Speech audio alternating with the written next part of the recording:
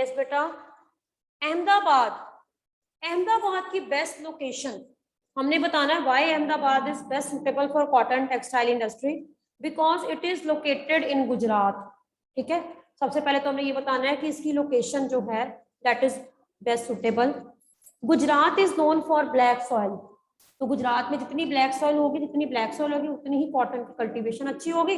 सो ये एक एडवांटेज है इस एरिया का, दैट यहाँ पर black soil is available. So cotton textile industry वहीं पे ग्रो करेगी जहां पे कॉटन रॉ मटेरियल इजीली मिल जाता है। ठीक है, इसके बाद रिवर, जैसे हर एरिया में हमें रिवर्स का बताया है, इसमें भी एक रिवर साबरमती रिवर, रिवर जब पास होती है तो पानी की अवेलेबिलिटी इजी हो जाती है। ठीक है, इंडस्ट्रीज को प्रॉपर जो है वो पानी मिल जाता है। देन आपको पता है फर्स्ट मिल, अहमदाबाद की फर्स्ट मिल कब एस्टेब्लिश, अब आपने ना सबसे पहले अलग अलग ईयर बताने हैं, आपने कुछ ईयर्स जो है वो आपने बताने हैं। इससे पहले आपको ये पता होना चाहिए कि कॉटन टेक्सटाइल इंडस्ट्री, बच्चे आपने हमारा जो हिस्ट्री का चैप्टर था ना उसमें हमने कॉटन के बारे में सारा पढ़ा था, तो वो आपको ऑलरेडी याद होना चाहिए कि कॉटन जो इंडस्ट्री है, ठीक है, वो मैंने कल आपको बताया था ना कि फाइबर दो तरह के होते हैं, एक होता है नेचुरल फाइबर, एक होता है आर्टिफिशियल फाइबर। तो नेचुरल फाइबर जो है वो प्लांट से बनता है, आर्टिफिशियल फाइबर जो है वो नायलॉन, पॉलिस्टर और एक्रिलिक और रेयन जैसे जो फाइबर्स होते हैं उनसे बनता है। तो हमारी कंट्री में कॉटन इंडस्ट्री की जो इम्पोर्टेंस थी, ब्रिटिशर्स ने हमारी कंट्री की कॉटन को यूरोप में जो है बहुत ज़्यादा फेमस किया, लेकिन जैसे जैसे ब्रिटिशर्स की अपनी मिल्स जो है वो इंग्लैंड में बनना शुरू हो गई, तो हमारी कंट्री कॉटन टेक्सटाइल नहीं बल्कि सिर्फ रॉ मटेरियल ही उनको सप्लाई करता था। बच्चे ये सारा आपने पढ़ा हुआ, ठीक है। इंडिया की जो कॉटन है, आपको ये भी पता होना चाहिए कि इंडिया की कॉटन वर्ल्ड में उसका अलग अलग नाम से अलग अलग फेमस था। ठीक है, नंबर 1 ढाका में जो कॉटन थी उसको मसलिन कहते थे, जिसकी ऑल ओवर वर्ल्ड में बहुत डिमांड थी। छींट ऑफ मसौलीपट्टनम, छींट का पढ़ा हुआ है आपने कि कॉटन छींट है ना। देन कैलिकोज, आपने कैलिको का भी पढ़ा हुआ है, कालीकट कॉटन एक्ट बना था calico. And gold rot cotton और बुरहानपुर की कॉटन, ठीक है। देन सूरत एंड बड़ौदा, ये सारी जितनी भी सिटीज हैं इनकी जो कॉटन है वो बेस्ट क्वालिटी की है, इनके डिजाइन के कारण और इनकी क्वालिटी के कारण। All over the world people they are still demanding the cotton produce in India. First, सबसे पहले हम अपने ईयर याद रखना है कि जब हमारी कंट्री में ब्रिटिशर्स थे, तो सबसे पहली मिल इंडिया की 1854, ईयर याद रखना सबसे पहले, ठीक है।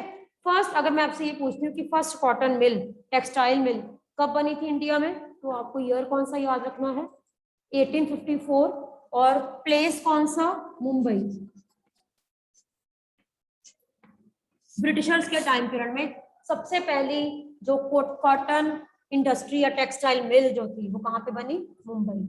कौन से ईयर में, 1854, क्योंकि मुंबई अल्टीमेटली महाराष्ट्र में है and Maharashtra is also famous for black soil, ठीक है।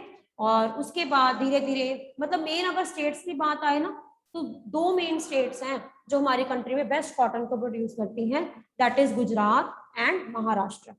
फेवरेबल ह्यूमिड क्लाइमेट है, कॉटन ग्रो करने के लिए क्लाइमेट बहुत अच्छा है यहाँ पे, ठीक है। और दूसरा क्या है, जो सॉइल, ब्लैक सॉइल है वो अवेलेबल है। इसके अलावा इंडिया में और बहुत से प्लेसेस हैं जहाँ पे कॉटन ग्रो की जाती है, लेकिन मुंबई के बाद नाम आता है अहमदाबाद। अहमदाबाद में भी बेस्ट कॉटन जो है वो ग्रो होती है। तो आपको पता है अहमदाबाद को क्या कहा जाता है, Manchester of India. Ahmedabad is known as Manchester of India, ठीक है।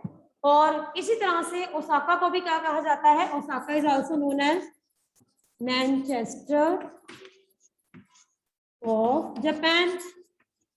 तो मैनचेस्टर क्या है, दोनों में मैनचेस्टर वर्ड कॉमन है। Manchester is a place in Britain. Britain को मैंने आपको कहा था कि ब्रिटेन की जब अपनी कॉटन मिल्स खुल गई तो ब्रिटेन ने इंडिया की कॉटन को जो है, इंडिया के टेक्सटाइल को जो है वो प्रमोट करने से मना कर दिया। तब उन्होंने सिर्फ इंडिया से उनको रॉ मटेरियल चाहिए। तो अगर देखा जाए, अगर मैं आपसे ये पूछूं कि which is the Manchester of India, तो आपने किसका नाम देना, अहमदाबाद। अगर मैं आपसे ये पूछूं which is the Manchester of Japan, तो आपने ओसाका का नाम देना है। दोनों ही सिटीज जो हैं वो कॉटन टेक्सटाइल इंडस्ट्री के लिए बेस्ट सिटीज जो है वो मानी गई। ठीक है, तो अब हमने अहमदाबाद का मेन बताना है कि अहमदाबाद में फर्स्ट मिल कब बनी। अगर मुंबई में फर्स्ट मिल बनी थी 1854 को, तो अहमदाबाद की फर्स्ट मिल कब बनी, ईयर याद रखो 1859। ठीक है, 1859। अब कैसे आपने याद रखना है, that first mill, first textile mill was constructed in Ahmedabad in the year 1859। कौन सी रिवर अहमदाबाद के बिल्कुल पास है, साबरमती रिवर। ठीक है, और अहमदाबाद जो है इसको मैनचेस्टर ऑफ इंडिया कहा जाता है because of its favourable climate.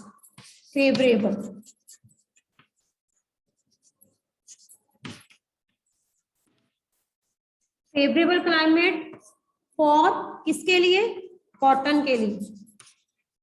जहां पे कॉटन होगी वहां पे टेक्सटाइल इंडस्ट्री बनेगी। ठीक है, देन यहाँ पर क्या है, Ahmedabad is situated very close to cotton growing area. Ahmedabad जो है वो ब्लैक सॉइल एरियाज के पास है, इसलिए इजीली यहाँ पे रॉ मटेरियल मिल जाता है। ठीक है, और दूसरा क्या है, ideal climate is ideal for spinning and weaving. Climate is ideal for spinning and weaving, धागा बनाने के लिए, वीविंग करने के लिए यहाँ पे जो क्लाइमेट है वो आइडियल है। बहुत ज्यादा ठंड नहीं है, बहुत ज्यादा ठंड नहीं होगी तो अल्टीमेटली जो है वो लेबर आपको इजीली मिल जाती है। ठीक है, और इसीलिए यहाँ का जो सुटेबल क्लाइमेट है जिसके अकॉर्डिंग थ्रेड बनाने में या टेक्सटाइल बनाने में प्रॉब्लम नहीं आती। ठीक है, और आपने इसमें क्या बताना है, चीप लेबर, आसपास के एरिया से चीप लेबर इजीली मिल जाती है।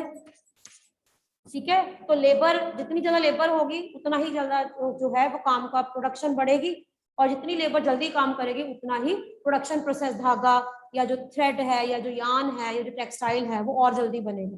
ठीक है, और हर तरह के लोग हैं यहाँ पे, एम्ब्रॉयडरी का काम भी लोगों को आता है, स्किल्ड भी हैं, सेमी स्किल्ड भी हैं, मशीन से भी काम करते हैं। तो मतलब हर तरह के लोग जो है वो यहाँ पे काम करते हैं। एंड मार्केट, यहाँ पे डिमांड है। आप ये देखो कि पूरे इंडिया में आप जब भी किसी पूछोगे ना कि कॉटन सूट्स जो है वो सबसे ज्यादा कहाँ पे अच्छे मिलते हैं, तो वो आपको ये बोलेंगे कि अहमदाबाद, मुंबई, मतलब दो states main, Gujarat and Maharashtra. And city की बात करें तो सूरत, अहमदाबाद, बड़ौदा, ये सारी फेमस सिटीज हैं। तो हम पढ़ रहे हैं अहमदाबाद क्योंकि यहाँ पे सारे के सारे जो है वो फैक्टर्स सुटेबल है। ठीक है, इसके साथ साथ आप डू यू नो पढ़ते हो 1/3 of the Indian textile industry is exported. इसका मतलब है हमारी कंट्री का कितना ही एक्सपोर्ट जाता है फॉरेन कंट्रीज में। आज के टाइम पीरियड में, ब्रिटिशर्स के टाइम पर में चलो लॉस हुआ था, लेकिन नाउ वी आर एक्सपोर्टिंग। और क्या आपने बताना है, that in our country main जो है अहमदाबाद की जो टेक्स मिल्स हैं उनकी जो है मेन गवर्नमेंट इनिशिएटिव का मतलब गवर्नमेंट भी इनको सपोर्ट कर रही है। तो ये सारे फैक्टर्स हैं जिसके कारण कह सकते हैं कि अहमदाबाद जो है that is Manchester of India. Why? अब मैं आपसे ये पूछूं, give me 5 reasons why Ahmedabad is known as a Manchester of India. तो अपने सारे ये फेवरेबल जो है कंडीशंस आपने बतानी है, cheap labour, favourable climate for growing cotton, black soil, climate is ideal for spinning and weaving, easy market facility, ठीक है, river, water availability from the river, electricity, government initiative, इन सभी फैक्टर्स के कारण अहमदाबाद जो है that is best suitable for textile. ठीक है, तो ये तो सारा अहमदाबाद के बारे में। अब सेम फैक्टर सेम ही रहने हैं, हमने पढ़ना है ओसाका के बारे में। ठीक है, तो आपने मेन 4 एरियाज पढ़े हैं, जमशेदपुर, पिट्सबर्ग का एरिया आपने पढ़ा है, देन थर्ड आपने पढ़ा है अहमदाबाद, एंड फोर्थ हमने पढ़ना है इसको। Next is Osaka. ओसाका कहाँ पे है, जापान। अब जापान का सबसे इंपॉर्टेंट सेक्टर है ये टेक्सटाइल के मामले में, इसका मतलब यहाँ पे क्या होगा, टेक्सटाइल मिल्स। ठीक है, इसको मैनचेस्टर ऑफ जापान क्यों कहते हैं, जो कंडीशन मैनचेस्टर की है ब्रिटेन में वही कंडीशन ओसाका की है, इसलिए इसको क्या कहा जाता है, best cotton textile industry area. ठीक है, अब ये जो है ओसाका जो है ये प्लेन एरियाज है। प्लेन एरियाज मतलब ऐसा एरिया जहां पे each availability of transportation communication is easily available। ठीक है, प्लेन एरियाज, जोग्राफिकल फैक्टर्स जो है वो बेस्ट सुटेड है। देन कॉटन मिल्स, आसपास के एरिया में कॉटन जो है वो ग्रो होती है। एंड दूसरा आप क्या बता सकते हो, रिवर यहाँ पे जो रिवर बतानी है यूडो, यहाँ पे रिवर का नेम बताना है, योडो river, water availability is from योडो रिवर, ठीक है, that provide sufficient water for the mills. उसके बाद पोर्ट फैसिलिटी, पोर्ट फैसिलिटी का मतलब क्या होता है कि ओसाका का जो भी मटेरियल है या जो भी काम सामान है वो फॉरेन कंट्रीज में शिप में लोड और अनलोड इजी हो जाता है। बाकी सेम बताओगे, फेवरेबल क्लाइमेट है कॉटन ग्रो करने के लिए, इजीली रॉ मटेरियल मिल जाता है, बेस्ट सुटेबल क्लाइमेट है यहाँ पे ग्रोइंग के लिए, स्पिनिंग के लिए, वीविंग के लिए, ठीक है, और मार्केट फैसिलिटी प्रॉपर है, लोग यहाँ पे प्रॉपर डिमांड करते हैं कॉटन की। This is the factor by Osaka is you can say known as a Manchester on Japan, ठीक है। तो सारे फैक्टर्स वही हैं, रिवर का नेम चेंज हो जाएगा, थोड़ा एरिया का नेम, बाकी सेम ही बताना। अब अगर मैं आपसे ये पूछूं कि why Osaka is known as a Manchester of Japan, तो फैक्टर सेम ही रहने हैं आपके, ठीक है। तो रिवर का नेम चेंज हो जाएगा, बाकी सारा सेम ही रहेगा, ठीक है। हाँ जी, Harsahaj, too late, wait for 1 minute, I'm going to check. Harsahaj, हाँ जी हरसहज,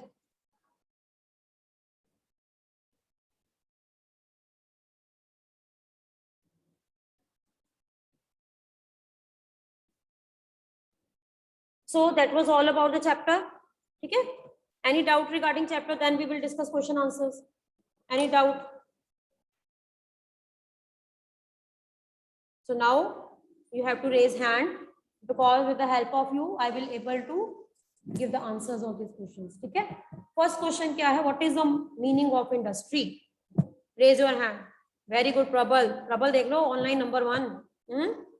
What is the meaning of industry? Okay, Medha is ready with the answer. Any other?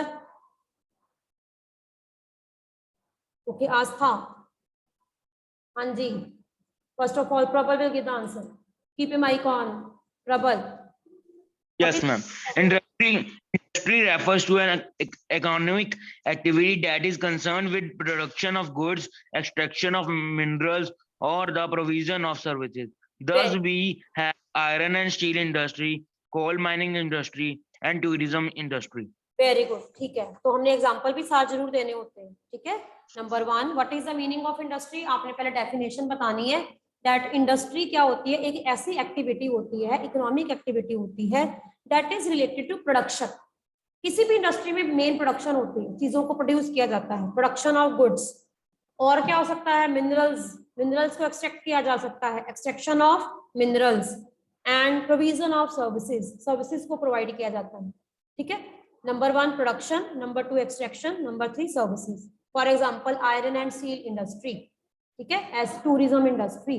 तो ऐसे इंडस्ट्रीज के एग्जांपल आप दे सकते हो। Very good, clear, same answer है आस्था आपका भी? Yes yes ma'am, same. Okay, ठीक है। Next question we will discuss, which are the main factors which influence the location of an industry? किसी जगह पर इंडस्ट्री को लगाने के लिए कौन कौन से फैक्टर्स हैं जिनके कारण इंडस्ट्री जो है वहां पे इजीली लगाई जा सकती है? फैक्टर्स, आस्था। हाँ जी, क्या चाहिए सबसे पहले इंडस्ट्री के लिए? Ma'am, factors affecting location of industries are raw material. हाँ, सबसे पहले हमें क्या चाहिए? रॉ मटेरियल, और power, land, transport and communication, labour, capital and market. Market. Number 1 raw material चाहिए, जैसे कॉटन इंडस्ट्री के लिए कॉटन चाहिए, रॉ मटेरियल, कॉटन होगी तो ही धागा बनेगा, ठीक है। मशीन को चलाने के लिए इलेक्ट्रिसिटी चाहिए, पावर चाहिए, ठीक है। उसके बाद लेबर चाहिए, काम करने के लिए इजी लेबर चाहिए, कैपिटल मनी चाहिए, ट्रांसपोर्टेशन, ट्रक्स लोड करने के लिए, अनलोड करने के लिए, कम्युनिकेशन सिस्टम, फोन करने के लिए, नेटवर्क, ठीक है, और पानी चाहिए, वाटर फैसिलिटी चाहिए, मार्केट जहाँ पे चीजों को बेचा जाए। तो ये सारे फैक्टर्स हैं जिसके कारण किसी भी जगह पे इंडस्ट्री जो है वो सक्सेसफुल हो सकती है, ठीक है। प्रबल सेम आंसर है? Ma'am, yes. Okay. Next is, which industry is known as the backbone of modern industry? Backbone. Which industry is known as the backbone of modern industry and why? Backbone किसे कहा जाता है? हाँ जी प्रबल। Iron and steel industry is often referred to as the backbone of the modern industry because almost everything we use is made up of iron and steel, or has been made with machinery or tools made out of iron and steel. Steel industry is basically the feather industry whose products are the raw materials for other industries. ठीक है, और क्या क्या बनता है सारा बताना है आपने। लार्ज बिल्डिंग्स, जितना भी बिल्डिंग्स है, जितने भी बिल्डिंग्स हैं उसमें आयरन एंड स्टील यूज होता है। फार्म मशीन्स, आजकल फार्मर्स जितनी भी मशीन्स यूज करते हैं उसमें स्टील यूज होता है। देन मिनरल्स, मिनरल्स को माइन किया जाता है स्टील और आयरन इक्विपमेंट्स के साथ। Then oil wells, oil wells are drilled with the help of steel machinery. Then pipelines, जो पाइपलाइंस होती हैं उनको यूज किया जाता है। शिप्स बनाने में यूज होता है, ट्रेन बनाने में यूज होता है, ट्रक बनाने में यूज होता है, ऑटोमोबाइल में यूज होता है। मतलब सोचो कि सेफ्टी पिन से लेकर big ships all needed iron and steel, so that's why we can say that it is the backbone। आपने इसके 5 पॉइंट्स बताने, मतलब आपने सिर्फ एक पैराग्राफ में आंसर नहीं देना, आपने इसकी प्रॉपर लाइंस बतानी according to 5 marks. You have to explain why we required iron and steel in all the industries, इसीलिए हम उसको बैकबोन कहते हैं। बैकबोन क्या करती है, हमारी पूरी बॉडी को शेप करती है। ऐसे ही आयरन एंड स्टील जो है वो किसी भी कंट्री के लिए एक मेन इंडस्ट्री के लिए काम करता है। Clear? It is clear to you? Any other student?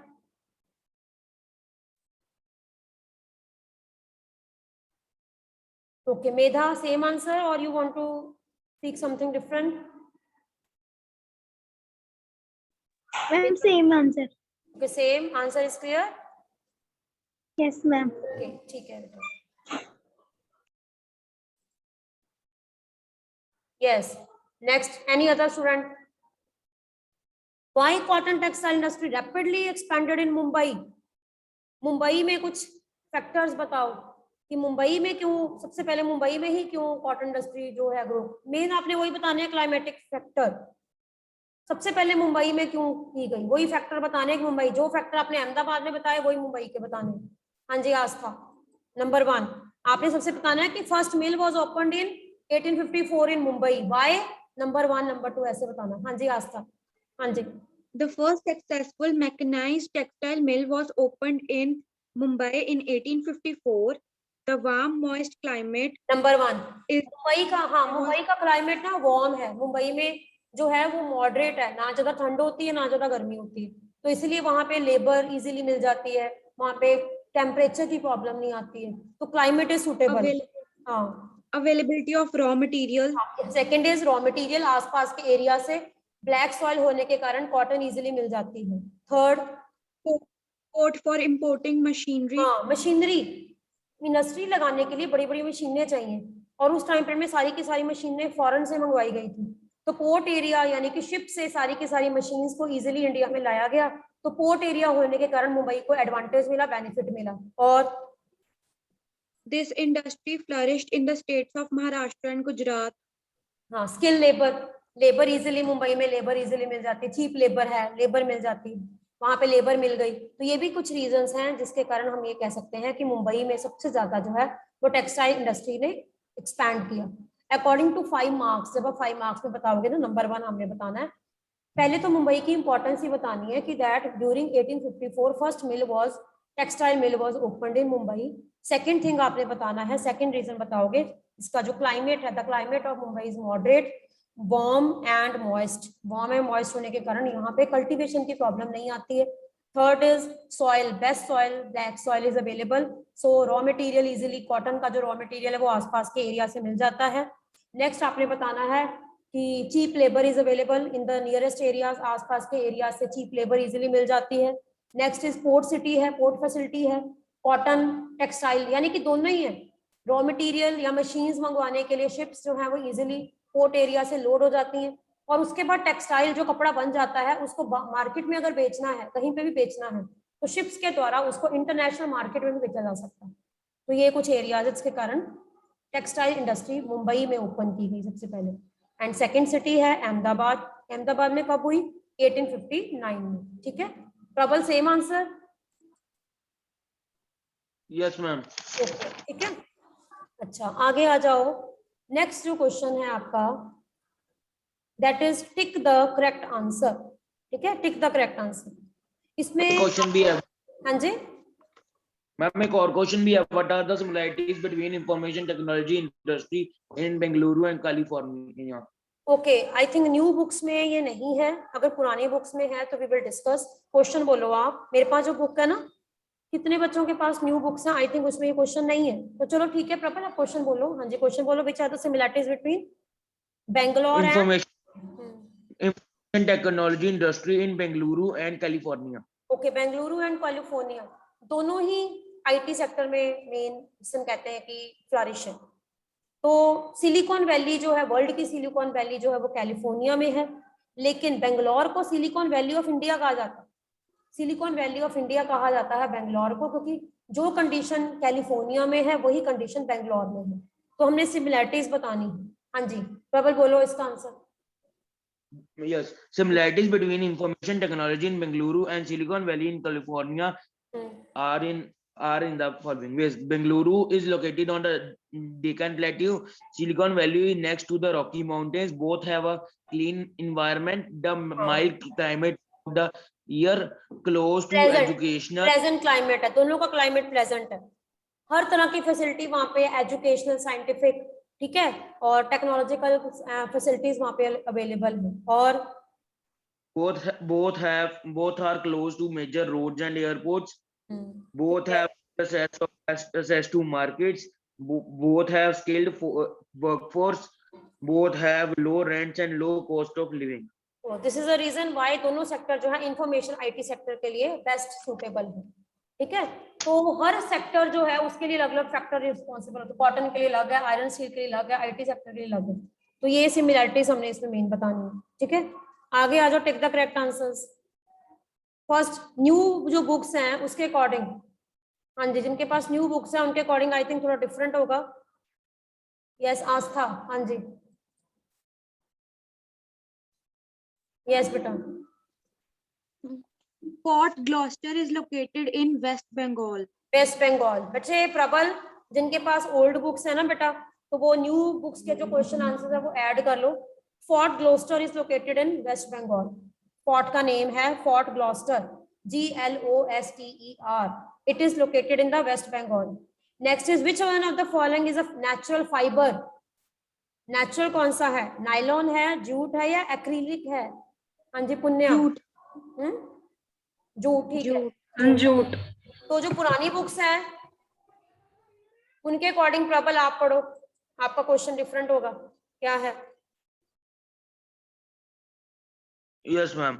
Ma'am मेरे बुक में क्वेश्चन है, silicon valley is located in California. हाँ, सिलिकॉन वैली कहाँ पे है? आपको ऑप्शंस दिए हैं बेंगलोर, कैलिफोर्निया एंड अहमदाबाद। तो सिलिकॉन वैली आपको पता ही आईटी सेक्टर है, तो Bangalore will be the right answer. Next is ma'am, next is which one of the following industries is known as sunrise industry? हाँ, और आयरन नहीं हो सकती, कॉटन नहीं हो सकती, तो कौन सी है? इंफॉर्मेशनल टेक्नोलॉजी, जो अभी डेवलप हो रही है। सनराइज का मतलब होता है अभी और ज्यादा डेवलप हो रही है, that's why it is known as sunrise industry कहते हैं इसको। ठीक है, okay. Next, anyway. Difference part है, डिफरेंस पार्ट जो आपने डिफरेंशिएट बताना है agro base and mineral base industry में। अनवे की वे mic on. Differentiate between agro-based and mineral-based industry. Yes, ma'am. हाँ जी, Agro-based industries use plant and animal-based products as their raw materials, ठीक है। whereas mineral-based are primary industries that use mineral ores as their raw material. नाम से ही पता लगता है, agro-based industries plants और animal based जो है वो लेती है रॉ मटेरियल के लिए, मिनरल बेस्ड जो है वो मिनरल्स को लेती हैं as a raw material. Second, हाँ जी, सेकंड डिफरेंस एग्जांपल बता दो। Example, Processing vegetable oil, cotton textile and dairy products. हाँ, कॉटन टेक्सटाइल, डेयरी। हाँ, दूसरी तरफ Industries examples are iron made from iron ore. ठीक है। तो एग्रो बेस्ड इंडस्ट्रीज का एम्प्लॉयमेंट का बताना है कि agro based industries basically rural areas को एम्प्लॉयमेंट ज्यादा देती हैं, क्योंकि सारा एनिमल जो प्रोडक्ट है उनको मेन एम्प्लॉयमेंट ज्यादा देती हैं। मिनरल बेस्ड इंडस्ट्रीज जो है वो दोनों को ही देती हैं, रूरल को भी और अर्बन को भी। ठीक है, जो एग्रो बेस्ड इंडस्ट्रीज होती हैं ये मेनली प्राइवेट सेक्टर में ज्यादा होती हैं। मिनरल बेस्ड इंडस्ट्रीज जो हैं वो दोनों ही हो सकती हैं, मेनली प्राइवेट भी और पब्लिक भी। तो ये कुछ डिफरेंस आप बता सकते हो। मैं फिर से रिपीट कर रही हूँ, एग्रो बेस्ड इंडस्ट्रीज जो है वो mainly gives employment to the rural areas, mineral based industries दोनों को ही देती हैं, रूरल को भी और अर्बन को भी। Agro based industries mostly private होती हैं या कोऑपरेटिव हो सकती हैं, लेकिन मिनरल जो है, मिनरल बेस्ड इंडस्ट्रीज या तो प्राइवेट होती हैं या पब्लिक होती हैं, गवर्नमेंट के कंट्रोल में होती हैं। बाकी एग्जांपल आप बता सकते हो इसका। It is clear? प्रबल एंड आस्था, सेम आंसर है आपका? आस्था, हाँ जी, Yes, ma'am, same. ठीक है, ठीक है, okay. Next is difference between public sector and joint sector. Public sector, Manasv, हाँ जी, public sector and joint sector में difference. Public sector and joint sector में difference, Manasv, keep your mic on.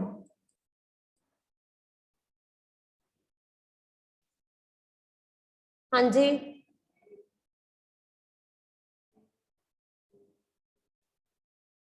Avani, very good, yes. Difference between public sector and joint sector, हाँ जी बेटा।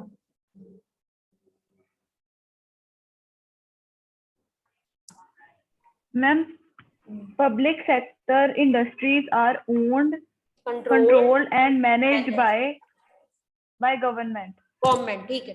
And दूसरी तरफ private, own, controlled and manage by the, जो sorry joint है, Private, joint है, controlled by joint, both, ma'am, joint industries are owned, controlled and managed both by government and the private private businessmen. Individuals, very good. Joint का मतलब होता है both, both मतलब public भी और private भी। और second example, The examples of public sector industries are Steel Authority of India Limited. Very good, steel authority of SAIL, हाँ जी। जॉइंट का क्या है example? Maruti Udyog Limited. Maruti, हाँ वेरी गुड, मारुति उद्योग लिमिटेड, ठीक है। इसमें आपने बताना है पब्लिक सेक्टर में सारा का सारा जो मैनेज करती है, खर्च करती है, एक्सपेंडिचर करती है, वो गवर्नमेंट करती है। लेकिन जॉइंट सेक्टर में क्या होता है, गवर्नमेंट एंड प्राइवेट पीपल अपनी पार्टनरशिप, पार्टनरशिप का मतलब क्या होता है 50%, कहीं फॉर एग्जांपल कहीं किसी एरिया में इंडस्ट्री लगानी है जॉइंट सेक्टर, 50% गवर्नमेंट लगाएगी और 50% पब्लिक पार्टनरशिप का मतलब क्या होता है, आसपास के एरियाज के जो लोग हैं वो गवर्नमेंट के साथ मिलकर कोलैबोरेट करेंगे। कोलैबोरेट का मतलब जैसे मारुति उद्योग है, इसमें 50% पैसा जो है वो गवर्नमेंट ने लगाया है, 50% जो पैसा है वो प्राइवेट पीपल लगाएंगे and profit will be shared equally. Equally का मतलब होता है जितना प्रॉफिट होगा वो आधा गवर्नमेंट को जाएगा, आधा प्राइवेट पीपल को जाएगा जिन्होंने वहां पे पैसा लगाया। It is clear? It is clear? हाँ जी। और भी इसके एग्जांपल दे सकते हो, पब्लिक में और भी दे सकते हो। इंडियन रेलवे, इंडियन रेलवे किसमें आता है? पब्लिक में, ठीक है। जॉइंट सेक्टर में हम उसके और के एग्जांपल लिख सकते हैं, like cement industries, cement industry जो है वो जॉइंट सेक्टर में आता है। पेपर इंडस्ट्री, जो लोग पेपर बनाते हैं, पेपर बनाते हैं मतलब जॉइंट सेक्टर का मतलब होता है आधा पैसा गवर्नमेंट लगाती है, आधा प्राइवेट पीपल, है ना, कुछ पैसा जो है वो गवर्नमेंट लगाती है। अच्छा, दूसरी तरफ पब्लिक में और भी लिख सकते हो, HMT, Hindustan machine and tools, HMT is example of public. मैंने आपको एग्जांपल दिया SAIL, steel authority of India limited, next is HMT, Hindustan machine and tools, ये भी गवर्नमेंट की फैक्ट्री है सारी, हैवी इलेक्ट्रिकल्स बनाते हैं, ठीक है। इंडियन रेलवे और जितने भी प्लांट्स हैं, जैसे स्टील प्लांट है दुर्गापुर, दुर्गापुर का जो स्टील प्लांट है ये भी गवर्नमेंट के अंडर। तो बहुत से एग्जांपल हैं इसके, आप बुक में भी आपके दिए हुए हैं, तो you can write and learn, ठीक है। आगे आ जाओ। It is clear to anyone who is not clear? Raise your hand जिनको अभी तक कंसेप्ट क्लियर नहीं है पब्लिक एंड जॉइंट सेक्टर का। Okay, Aastha and Avani, very good, ठीक है। चलिए आगे, 2 examples of the space provided. Raw material, raw material में आपने बताना है कि किस किस चीज को रॉ मटेरियल के लिए यूज किया जा सकता है। ओके, अभी टाइम इज ओवर, तो वी विल डिस्कस टुमारो, ठीक है। ओके।